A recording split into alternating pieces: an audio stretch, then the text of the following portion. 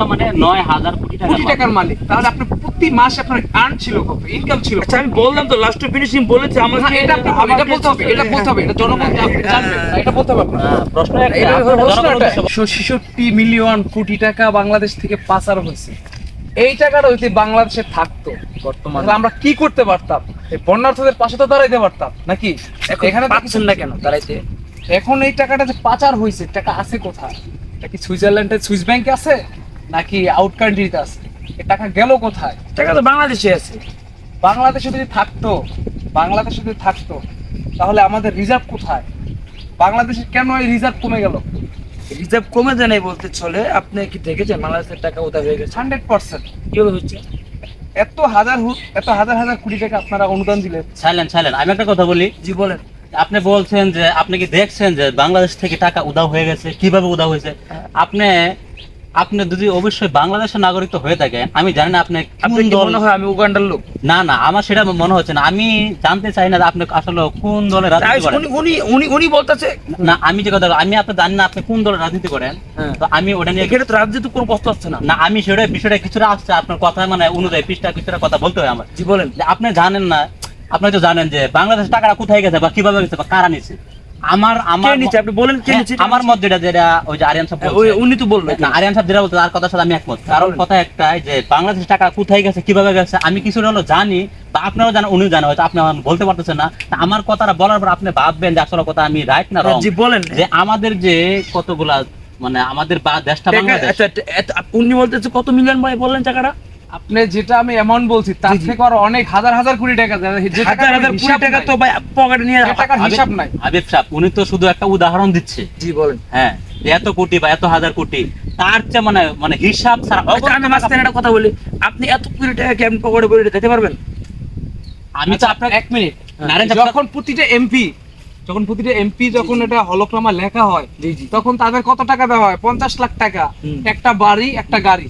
তাহলে 5 বছরের ব্যবধানে 7 বছরের ব্যবধানে হাজার হাজার কোটি টাকার মালিক কিভাবে হয়? এই টাকাগুলো কোথা থেকে আসে? অ্যাকচুয়ালি কথা বলি যে ওদের তো একটা চাকরি আছে, চাকরি একটা অ্যামাউন্ট পায়, এত হাজার কোটি টাকা কোথা থেকে আসে বলেন?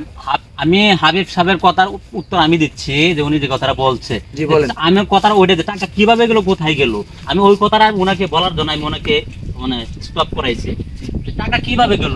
আমাদের দেশটা সোনার বাংলাদেশ, কিন্তু আজও কি সোনার বাংলাদেশে সোনার ছেলে আছে?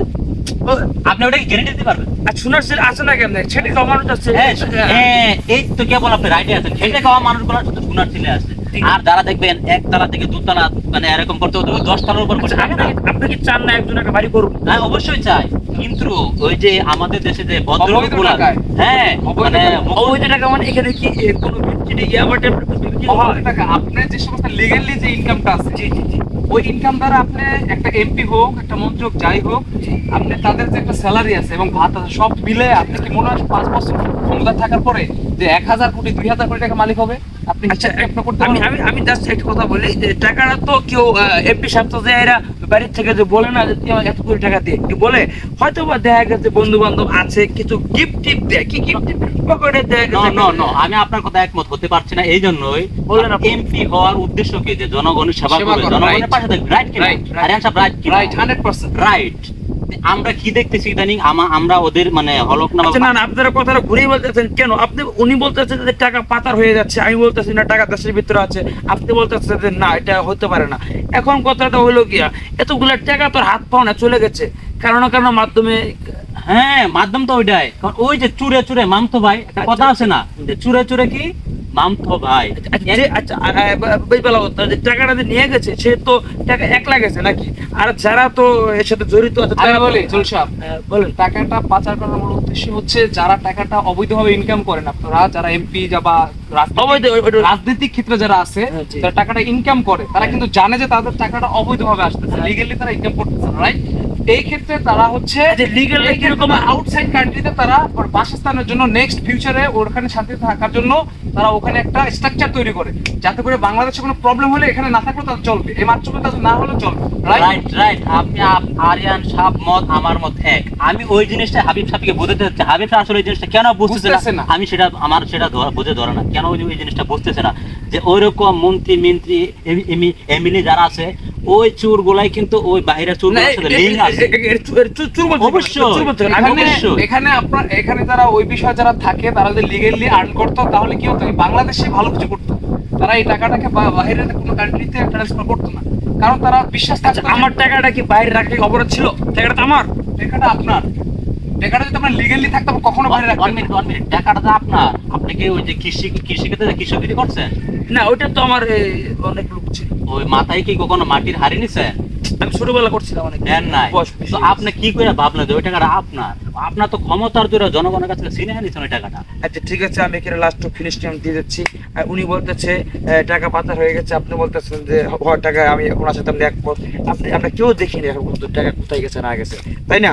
আপনিও দেখেন নি, উনিও দেখেন নি, দেখছেন টাকা কেমনে গেছে না গেছে? দেখছেন, আপনি দেখছেন? না, এটা দেখিনি। দেখেন নি, তাহলে হুট করে আপনি কেন বলতেছেন দেশের টাকা? তাহলে আমি ছোট্ট একটা প্রশ্ন করি আপনাকে। বলেন। আমাকে ইয়ে থেকে ফোন দিছে। আচ্ছা ফোনটা একটু রাখেন, ফোনটা একটু রাখেন, কাট করেন। আমি সংক্ষিপ্ত একটা কথা বলবো, লাস্ট কোশ্চেন। জি বলেন। হ্যাঁ, আমার অনেক কাজ হচ্ছে, আছে। আপনি যখন এই বিপদে আপনার হলফনামা দেখাইছেন, কি লেখাইছে?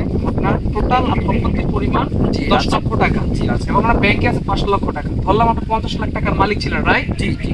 তাহলে আপনি এই 5 বছরের ব্যবধানে কিভাবে আপনি কত, এখন বর্তমানে তার যে একটা দুদক থেকে যে একটা আসছে, সে হচ্ছে 900, হ্যাঁ না, দুদক থেকে যে মানে তার নামে লিস্ট আসছে, হ্যাঁ। সে এখন বর্তমানে 9000 কোটি কোটি টাকা টাকার মালিক। তাহলে আপনি প্রতি মাসে আপনার আর্ন ছিল কত, ইনকাম ছিল কত? আচ্ছা আমি বললাম তো লাস্ট ফিনিশিং বলেছে না, আমাকে। এটা আপনি বলতে হবে, এটা বলতে হবে, এটা জনগণ জানবে, এটা বলতে হবে আপনার।